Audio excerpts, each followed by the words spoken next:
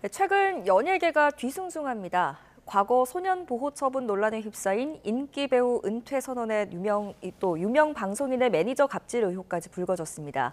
임주혜 변호사와 함께 한 주간 벌어진 주요 사건 법적 쟁점들을 짚어보겠습니다. 어서 오십시오. 네, 안녕하세요. 네, 조진웅 씨 이야기부터 해보겠습니다.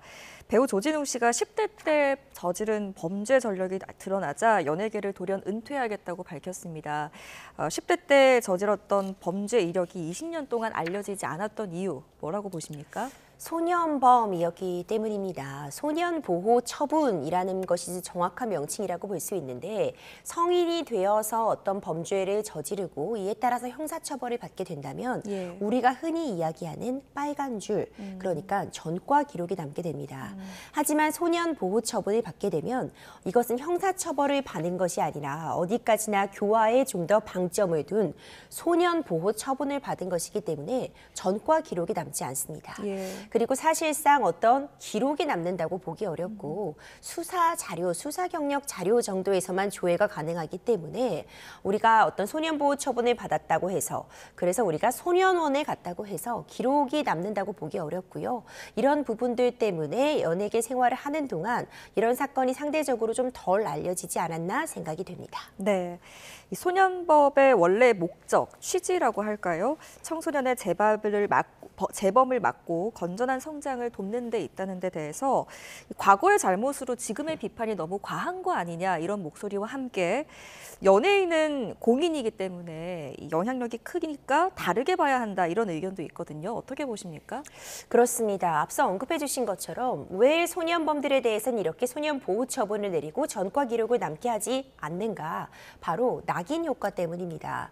청소년 시기의 잘못 때문에 한번 전과자로 낙인이 찍혀지게 되면 올바른 성인으로 성장하기 어렵지 않겠냐라는 취지가 반영되어 있어서 적어도 교육과 교화에 처벌보다는 좀 더 방점을 찍어두자라는 것인데 이와 관련해서 이미 성소년기에 있었던 일이고 처벌을 모두 받았다. 소년보호 처분으로 그 정당한 대가를 치렀다면 성인이 되었을 때 문제가 되면 안 된다라는 비판 역시도 충분히 가능하겠지만 피해자는 분명히 존재합니다.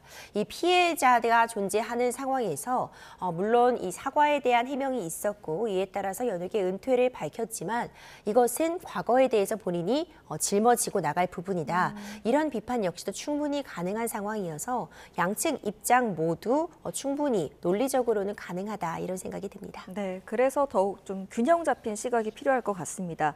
다음 이슈로 넘어가서요. 박나래 씨도 논란입니다. 박나래 씨가 전 매니저들에게 직장 내 괴롭힘 그리고 부당한 일을 가했다라는 의혹으로 지금 논란을 겪고 있는데요. 정확하게 어떤 내용입니까?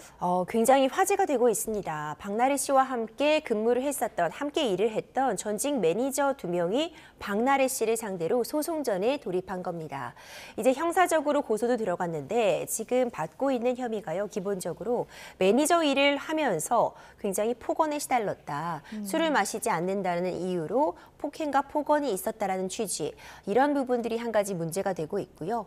이제 뿐만 아니라 이제 고발로서 새롭게 쟁점이 되고 있는 부분은 박나래 씨가 회사 돈을 개인적으로 횡령을 했다. 근무하지도 않은 전 남자친구에 대해서 직원으로 등재해두고 이와 관련된 임금이 지급됐다는 점. 박나래 씨의 모친 역시 대표로 등록되어 있는데 실제로 근무는 하지 않았음에도 불구하고 임금만 받아갔다라는 취지의 횡령 역시도 함께 문제가 되고 있습니다. 그런데 매니저들이 박나래 씨 집이나 건물에 가압류를 걸었다고 하는데 이건 왜 그런 건가요? 이런 폭언이나 폭행, 갑질 논란과 관련해서 손해배상 청구를 함께 진행을 하게 된 것인데요. 그중에는 이 박나래 씨로부터 어떤 물품 같은 비용을 이제 대신 구매해달라고 하고 다 정산받지도 못했다라는 취지도 함께 들어 있습니다.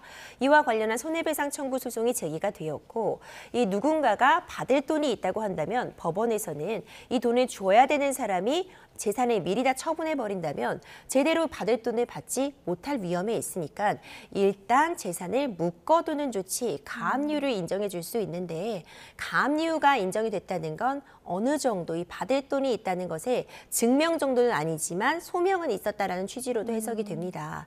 하지만 가압류가 인정이 됐다고 해서 받을 돈이 있다, 줄 돈이 있다는 것이 명확하게 확인된 건 아니고요. 예. 일단 한쪽에서 소송을 제기했기 때문에 재산 처분을 하지 못하도록 묶어두겠다라는 취지로 이해할 수 있습니다. 만약에 이런 의혹들이 사실로 드러나게 된다면 박나래 씨는 어떤 처벌을 받을 수 있나요?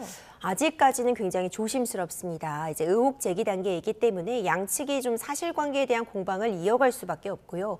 박나래 씨 역시도 이 매니저들을 공갈 혐의로 고소를 진행한 상황이기 때문에 당분간은 좀 평행선을 달리지 않을까 생각이 됩니다. 예. 만약 지금 전 매니저들의 주장처럼 폭언, 폭행이 있었다면 이 부분에 대해서는 형사처벌을 피하기 어려워 보이고요. 횡령 부분에 대해서도 박나래 씨가 이들이 실제로 근무를 했고 정당하게 직원으로서 마땅한 일에 대한 대가로서 임금을 지급한 것이다라는 부분을 입증하지 못한다면 1인 기획사라고 할지라도 횡령 부분 역시도 문제될 소지가 있습니다. 네, 박나래 씨도 반박하고 있습니다. 박나래 씨는 전 매니저들을 공갈 혐의로 맞고소를 진행했는데 이 공갈 혐의가 성립이 되려면 어떤 것들이 입증이 돼야 되나요? 박나래 씨도 이와 관련해서도 새로운 주장을 내놓은 부분이 있는데요. 정상적으로 이미 퇴직금을 받고 퇴사를 했는데 전년도 매출의 10% 정도에 해당하는 금액을 이 전직 매니저들이 추가로 정산을 요구해 와서 이것은 받아들일 수 없었다라는 부분을 강조하고 있습니다. 네. 적합당한 이유 없이 이 정도, 그러니까 전년도 매출액의 10%에 해당하는 금원을 요구했다면요.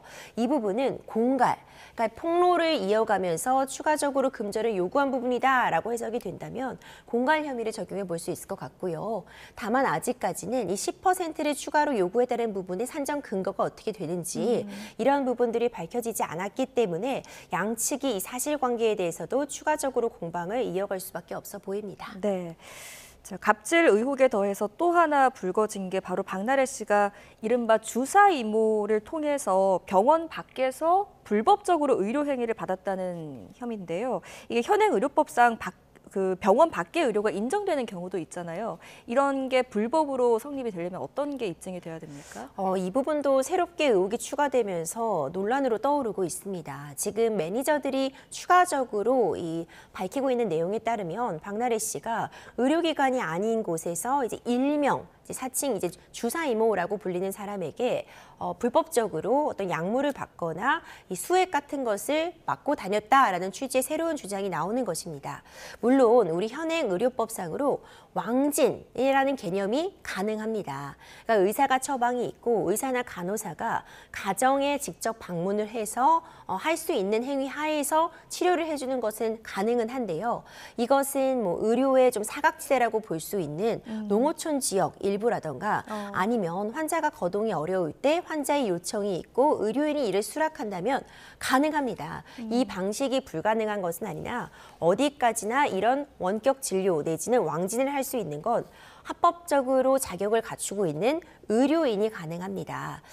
그런데 지금 논란이 되고 있는 지점은 박나래 씨가 이 치료를 받은 사람이 한국에서 적법하게 의료 행위를 할 수 있는 의료인에 해당하는가 이 부분에 대해서는 아직 명확하게 사실관계가 확인이 되고 있지 않고요. 네. 만약 이 사람이 한국에서 활동을 할 수 있는 의료인이 아님에도 불구하고 이런 의료 행위를 했다면 이것은 무자격자의 의료 행위이기 때문에 해당 행위를 한 사람에게 법적 책임을 물을 수도 있는 여지가 있고 또 약을 받았다는 부분이 또 쟁점이 되고 있는데 이것이 적법하게 처방을 받은 약이 아니라고 한다면 다른 사람 명의를 도용해서 대리 처방을 받은 부분이 있다고 한다면 이 역시도 관련 법 규정에 위반되는 행위입니다. 네, 경찰 수사 상황을 좀 지켜봐야 할 것 같습니다. 다음 이슈는 손흥민 선수를 상대로 임신 사실을 폭로하겠다며 돈을 요구했던 일당에 대한 그 1심 선고가 바로 오늘 나옵니다. 검찰은 앞서 이들에게 징역 5년, 징역 2년을 각각 선고해달라고 요청했는데 이 구형이 무거운 편인가요? 어떻게 보세요? 양형 기준 정도에 부합하는 구형이 아니었나 생각이 됩니다. 사실 죄질이 매우 좋지 못했습니다. 해당 사안 같은 경우에는요, 손흥민 선수의 아이를 임신했다라는 부분을 이야기하면서 이 해당 여성이 애초에 3억 원을 공갈로 갈취를 했었고요. 네. 이후에 본인의 남자친구와 함께 추가로 손흥민 씨에게 금전 7천만 원을 요구하다가 미수에 그친 공갈 미수 혐의가 쟁점이 되고 있습니다. 해당 여성에게는 일단 3억 원의 공갈 기수가 인정되고 있는 상황이었기 때문에 검찰에서 징역 5년을 구형을 하였고, 이 공범인 남자친구에 대해서는 공갈 미수에 그쳤고, 이제 수사기관에 협조했던 사정 등을 감안해서 징역 2년이 구형된 상황인데요. 일단 이 공갈로 갈취를 시도하고자 했던 액수도 상당하고, 네. 여러 차례 연락을 취했다는 점에서 그 횟수도 상당하다라고 평가가 됩니다. 그리고 양형 기준에 유명인에게 이렇게 공갈을 했을 때 더 높은 형량을 구형한다라는 양형 기준은 마련되어 있지 않지만, 예. 손흥민 선수라는 이 스타, 이 세계적인 축구 선수라는 부분을 감안할 때 이런 공갈, 그리고 이것이 알려짐으로 인해서 회복할 수 없는 손해를 입게 됨이 좀 더 분명해 보인다는 측면에서 이런 부분들이 가만히 된 구형이 아니었나 싶고요. 최종적으로 선고 형량 같은 부분도 좀 확인이 필요하겠지만, 일단 검찰 입장에서는 소명이 다 충분히 이루어졌고, 네. 공갈이 있었다는 점, 죄질이 좋지 못하다는 점이 가만히 된 그런 구형이 아니었나 생각이 됩니다. 네. 그러면 결론적으로 법원은 어떤 판단을 내릴 가능성이 크다고 보십니까? 일단 징역형이 나올 부분은 좀 분명해 보이지 않나, 저도 조심스럽지만 그런 추측이 가능해 보이고요. 네. 일반적으로 검찰 구형에서 절반 내지는 3분의 2 정도가 최종적으로 선고가 된다고 볼 때 적어도 여성에게는 징역 2, 3년 정도, 그리고 이 남성에게는 징역 1년 정도는 선고되지 않을까 추측이 되고 있습니다. 네, 오늘 1심 선고 결과 한번 지켜보도록 하겠습니다. 지금까지 임주혜 변호사와 함께 한 주간 벌어졌던 주요 사건 법적 쟁점들을 짚어봤습니다. 잘 들었습니다.